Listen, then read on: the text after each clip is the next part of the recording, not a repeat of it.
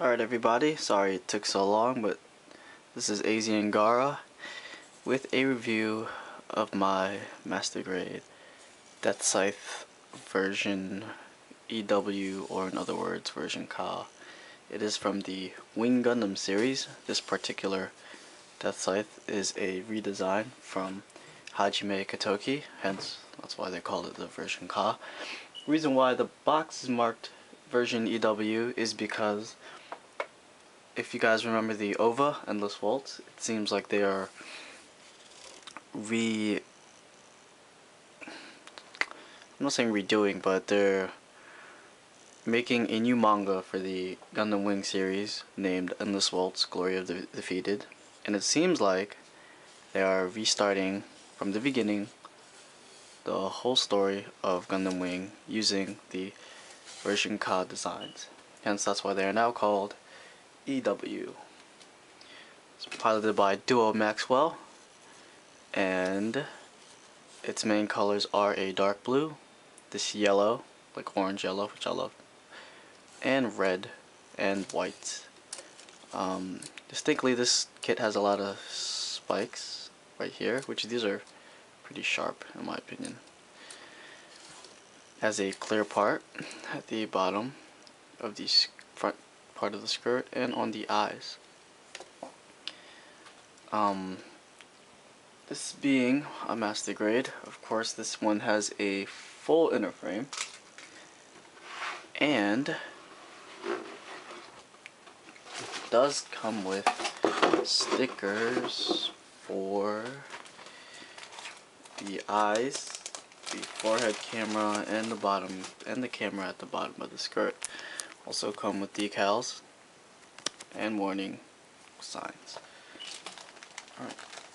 This kit is, what, 16-ish meters like all the Gundam Wing kits are, so here's a quick comparison with the RX-78. As you can see, the RX-78 does have a head, or is about a head taller than the Deathscythe. And another comparison with a kit from the same series, if it'll stay, hold up. The Wing Gundam Zero. The Wing Zero is somewhat taller, but not by a lot. Alright. As you can tell, if you saw the Endless Waltz OVA, that this kit does resemble the Deathscythe Hell. And that is because they are basically the same model with a different backpack, shoulder armor, and the Deathscythe Hell does have arm guards. Overall, I do like the design. As compared to the original Gundams from the TV series, I do like the version Ka designs better because they just look a lot cleaner, in my opinion. And that's about it.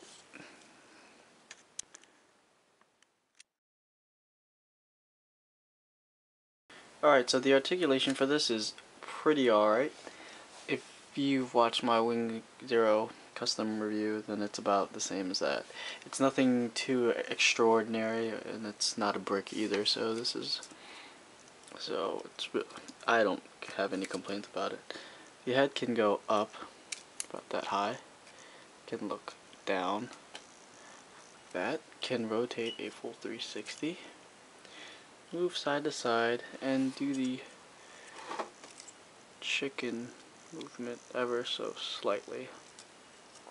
The shoulders can go forward about that far, and it's mostly due to the armor, because if you rotate it this way, leave some room here, it can go out that far. Right.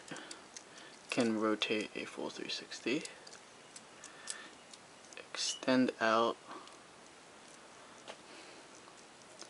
rotation at the shoulder for a full 360, bend at 2 points at the arms to make roughly,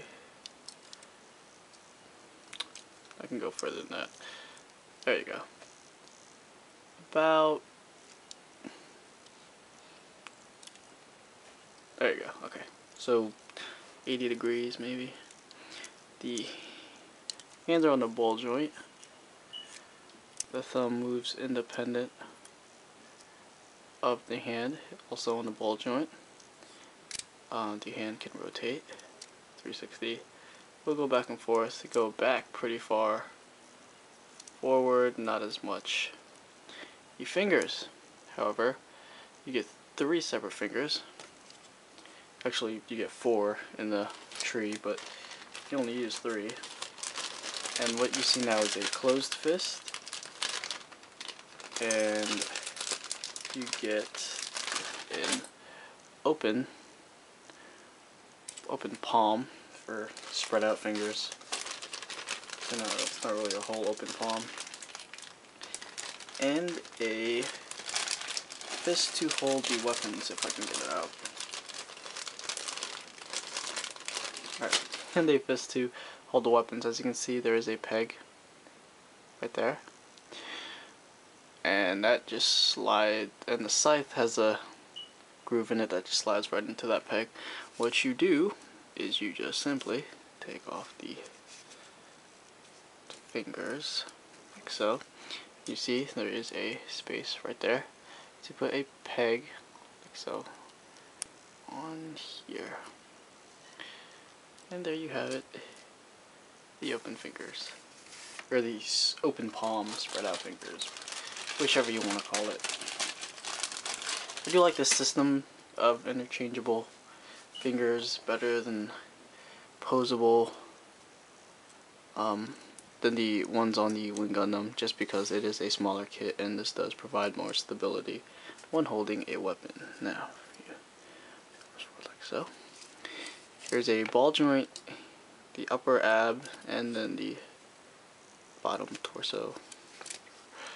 And nope, that's not it. Okay, so this upper ball joint allows it to go back that far, to go forward, nope, forward that far.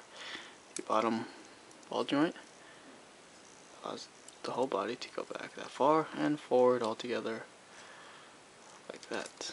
It can rotate 360, but you might have to push it beyond this point, this armor part right here, because it tends to get in the way.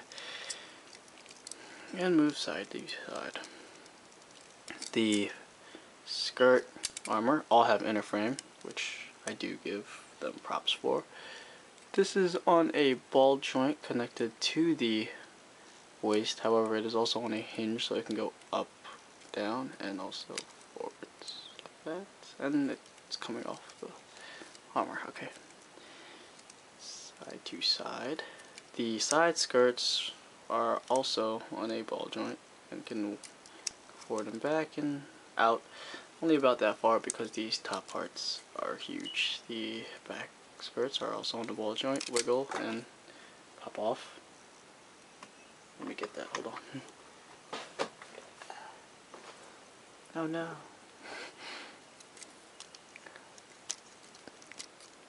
I go out that far and whatnot. They do sorta like to get in the way. Sort of. Okay, hold up. The legs rotate at the hip. That's the hip.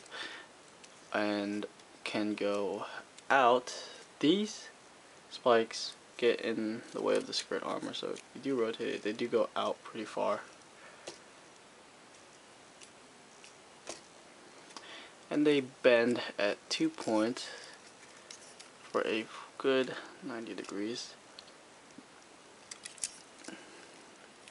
These also slide somewhat. Very not noticeable, but anyways, the ankles, I have a ball joint up here and right here, so you can get a fair amount of wiggle. You can rotate the top and the bottom independently. The toe, or the actual foot, has a hinge there that can allow it to go down pretty far and up somewhat. And surprisingly, the spike can move. Yeah, I thought that was cool. Also, there's a inner frame part for the little spike. These are really sharp. As for the backpack, these thrusters here all wiggle. They move forward and back. They're on the ball joint, so they do move forward and back and in, out. And these spikes go out like so. Alright. Like I said, nothing too impressive, but it is also not a brick. And this being a Deathscythe, I really doubt you needed to pull that many crazy poses. Never really did it in the show.